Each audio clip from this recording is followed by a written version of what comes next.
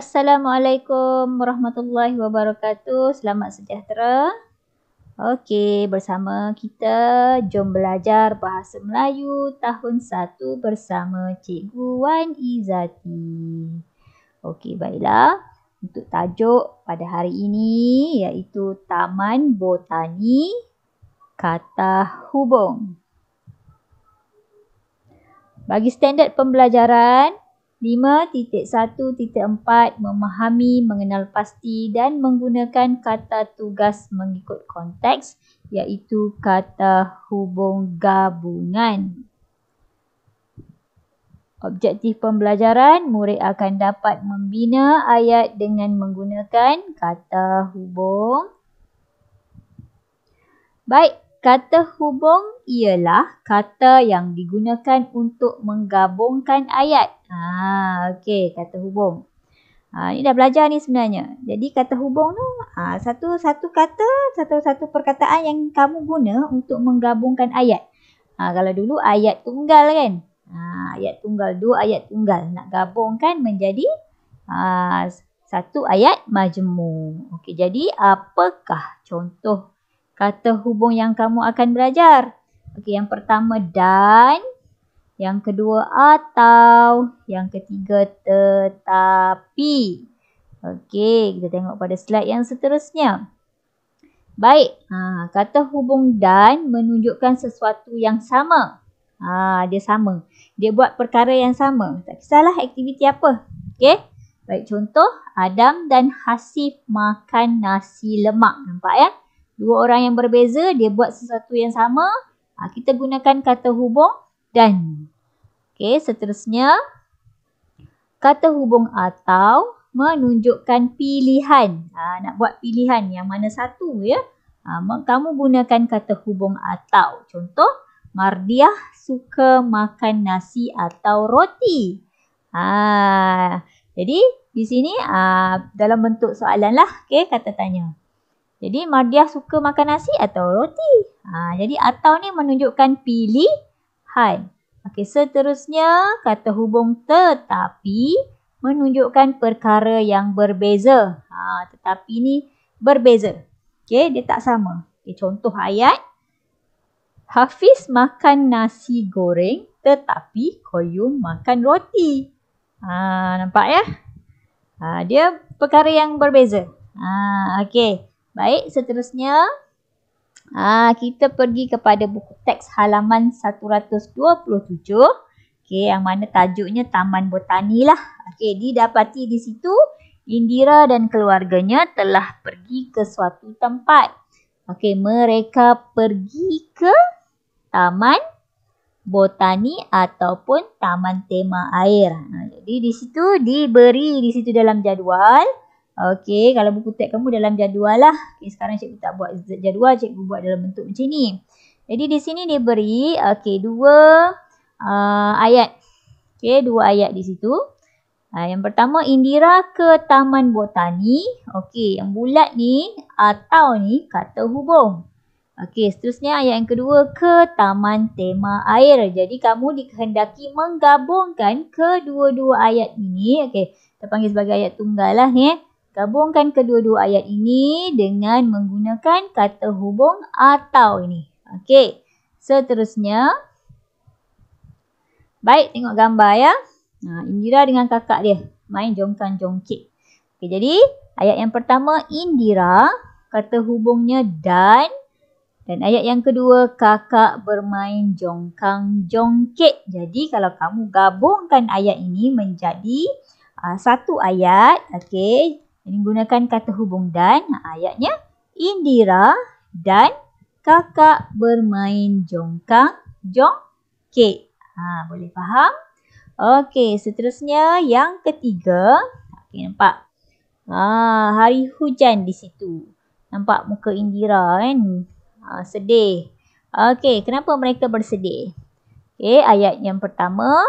Indira dan abang ingin berjoging. Tetapi, tetapi ni kata hubung hari hujan. Mereka nak berjoging tetapi hari hujan. Jadi, macam mana nak membina ayat dengan menggunakan kata hubung tetapi? Ayatnya, Indira dan Abang ingin berjoging tetapi hari hujan. Okey. Sekejap lagi kamu akan bina ayat sekejap lagi. Okey? Okey, sekarang di sini ada situasi. Okey? Sama dalam buku teks kamu. Tapi, kartun saja yang berbeza. Cikgu tu tanya. Okey, cikgu tu nama Husna kan? Okey, cikgu tanya, cuba kamu bina ayat berdasarkan jadual. Okey, bukan tanya. Cikgu tu buat ayat suruhan. Okey, cuba kamu bina ayat berdasarkan jadual. Jadual tadilah. Okey, sekarang ada 2 orang murid di sini. Lelaki dan juga perempuan dalam kelas tu lah. Di belakang tu ada lagi sebenarnya tapi tak nampak. Okey, jadi sekarang nak bina ayat dengan menggunakan kata hubung. Okey, ambil satu-satu. Okey, mula-mula gambar yang pertama, lepas tu gambar yang kedua dan gambar yang ketiga. Okey, untuk gambar yang pertama, okey, murid lelaki ni jawab dulu. Okey, ambil lah, tengok ya, tengok dalam buku teks kamu. Okey, Indira ke taman botani atau ke taman tema air? Macam cikgu sebutkan tadi lah. Gabungkan kedua-dua ayat dengan menggunakan kata hubung. Okey, kata hubung tu letakkan di tengah-tengah antara dua ayat tu lah. Sama seperti ayat tunggal lah. Ayat tunggal pertama, ayat tunggal kedua. Gabungkan dia dengan menggunakan kata hubung. Jadilah dia ayat majmuk. Tapi ini merupakan ayat tanya. Sebab apa? Ini ada tanda soal. Okey, seterusnya. Ayat yang kedua, gambar yang kedua. Kita tengok gambar yang kedua, main jongkang-jongkit tadi kan. Kita tengok buku teks kamu. Jadi ayatnya, Indira dan kakak bermain jongkang-jongkit. Nampak? Mudah je. Okey, tambahkan kata hubung dan di situ. Okey, dan seterusnya ayat yang ketiga. Ingat lagi tak? Abang dengan Indira nak berjoging tetapi hari hujan tu. Okey, jadi ayat, ayatnya, Indira dan Abang ingin berjoging tetapi hari hujan. Begitulah. Okay. Bagaimana cara untuk membina ayat dengan menggunakan kata hubung. Sangat mudah. Okay. Baik, seterusnya pergi kepada latihan pengukuhan buku aktiviti halaman 52. Baiklah, tulis hari dan juga tarikh. Kamu dikehendaki melengkapkan ayat dengan kata hubung yang sesuai. Okey, apa kata hubungnya? Kita tengok nombor 1 dulu. Indira, tempat kosong, kata hubung yang diberi atau dengan dan. Keluarga selalu pergi ke taman bunga. Baik, siapa tahu jawapannya apa? Indira apa? Okey, keluarga selalu pergi ke taman bunga. Indira atau keluarga ataupun Indira dan keluarga. Jawapannya Indira dan. Cikgu tadi tak tulis di sini. Kamu kena ingat ya. Cikgu sebutkan kamu ingat yang mana satu jawapan dia. Okey.